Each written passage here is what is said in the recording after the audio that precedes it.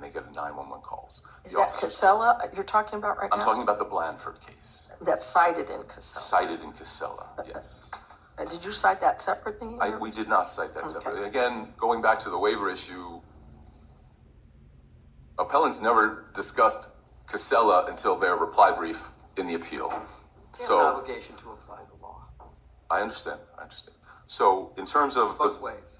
Yes, absolutely.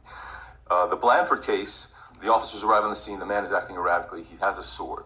There's nobody on the street, there's nobody near him, they just got calls. They follow him, they issue commands to him to drop the sword, things like that. He doesn't comply. What they don't know is he's got headphones on and he's got music playing very loudly, so he couldn't have possibly heard the commands.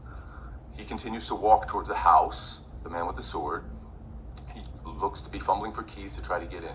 He doesn't get in the house, he tries to go in the backyard. The officers are concerned that he's got this sword, he may encounter somebody in the backyard, he may try to get in the house. They don't want him to go out of his sight. They fire upon him at that point while he's trying to go in the backyard. They kick the gate down, they see him struggling to open a garage door which is attached to the house. They fire upon him again, and he then continues to hold the sword, giving commands to drop the sword. He doesn't drop, they fire upon him again, hitting him in the spine, and he becomes a paraplegic. The court granted qualified immunity because the court concluded that a reasonable officer in their position would believe that the plaintiff presented an immediate threat of serious bodily injury to the persons in the house. They didn't know if anybody was in the house. But if he got in the house, that would be an immediate threat to anybody in the house. But here we don't have a house. We don't. Well, we have an apartment building right there as well. But I don't know how close he was because I didn't get a chance to read Blandford. But I know that you cite Casella and you say it's on point. But there, the officers were protecting bystanders. And here, if we take the facts in the light most favorable to the plaintiff, which we're obligated to do, that's not the same situation here. Well, we do have a situation where Mr. Calonge is approaching that intersection. And one issue that appellants have completely ignored is that it's a very busy intersection, and there are many cars at that intersection making turns and making U-turns. At the time of the shooting, Mr. Calonge is only 20 yards or so from that intersection, certainly within striking distance of having a gun and shooting somebody. This is the concern that the officers had, and there's no dispute. It is on the body-worn camera videos. But so, in your view, if Mr. Calonge had the gun in his waist and didn't touch it, just had his arms at his side, that's sufficient to shoot him? We have a very dynamic situation where he continues to walk forward, and he only Officer Carboni says he only hands not on the gun, just in his waist. That was sufficient for the officers to shoot him. I think it would depend about where he is located. Exactly. Where he's located, and And this here, instance, he shoots. and here, isn't there a dispute on whether or not he had his hand on the gun or was reaching for the gun? There's a dispute about that, or whether he would have had it in his waistband. And I think that's why this is so distinct, maybe, from some of the cases that you cited.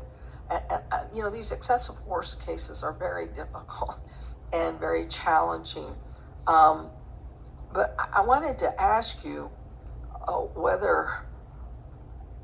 why wasn't a warning given, or I guess, was there a warning given? It doesn't seem like there was, and whether that has any effect on our decision, and whether a less intrusive force was possible.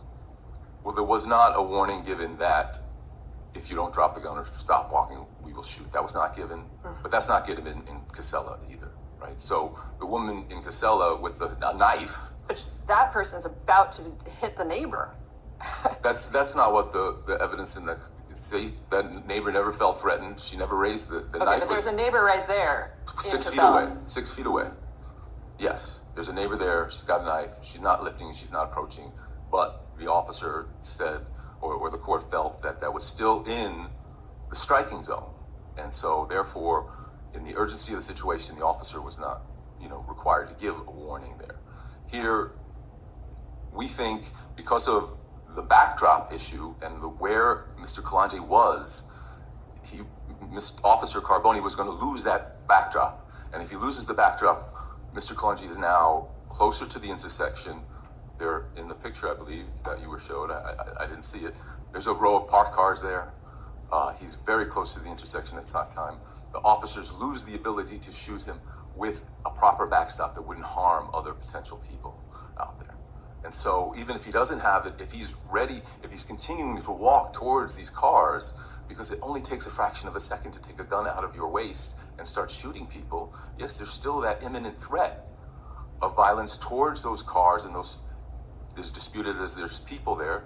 But I think actually there is a person caught on the body-worn camera of Officer McKenzie. If you look at that video, the San Jose Police Department video, he's in the parking lot across the street, literally directly across the street from Mr. Calonge. He's putting something in the back of his car, and then literally when the shot is fired, he's hustling through the parking lot. There are people out and about and around. And so if he continues past that good backdrop, they lose the ability to fire appropriately, and he gets closer. And that imminent threat, like in the Blandford case, they didn't even know if there was anybody there. But there was an imminent threat because the person had a weapon, and if he got to somebody with that weapon, that would cause a significant bodily injury.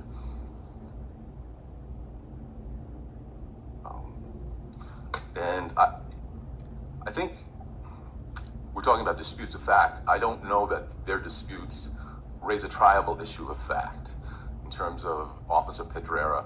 When he was at the intersection, he said he was not looking around, really. He was looking in the crosswalk for a man with a gun. So he wasn't really paying attention. But we do have That's something you could cross-examine him about at trial, but at the moment, he has said there were no bystanders. He says he didn't see any, I believe. So what, taking the facts in the light most favorable to plaintiffs, we have to say he was there and he didn't see any bystanders. I think we assume that means there weren't any. Right. But we still have the school getting out at 2:30, and I think there's evidence in the record that there was going to be another release of students at 2:30. And now we're at 2:32, and Officer Yacinio is concerned about these other students that will be coming. And why not put a police car near the school and say, don't go this way? Well, they did call the police there to go to the school, but we don't know. In our record, we don't know where they were set up, and to control 1,000 students leaving would be relatively impossible, probably. Yeah, but why not shoot him in the leg? The officers are trained to shoot at the body mass. And so I know that comes up sometimes, but they're trained to shoot at the center mass. So. And I take, again, these are very difficult cases, but we're bound by looking at the light most favorable to the plaintiff here. And the students weren't out. I mean, maybe if the students were out and about and they were all around, but right now what we know is the gun was in his waistband, and there's a question about whether or not he was reaching for it. And the officer shoots him in the center back. So I know we're focusing on the students, but we do have those vehicles there, and those people are entitled to protection too. And there's a steady stream of vehicles making that turn at that intersection that Mr. Calonge is heading towards. And he's only 20 yards away or so at that point. And so they, along the lines of Blandford, are in imminent danger if within a second or less than a second he grabs that gun and starts firing upon them. I think I'm done. Thank you. thank you. Out of time or not? I think you have like a minute 30. Okay, thank you. I can do it in a minute. Thank you. All right.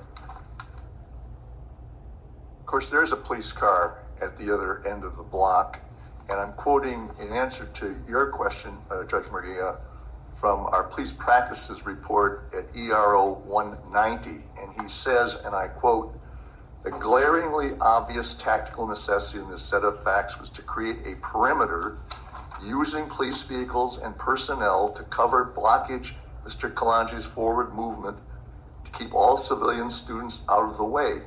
Officers are trained that the creation of a perimeter provides the opportunity for the use of less lethal tools, including tactical communications, kinetic weapons, chemical agents, electronic control weapons, etc., etc."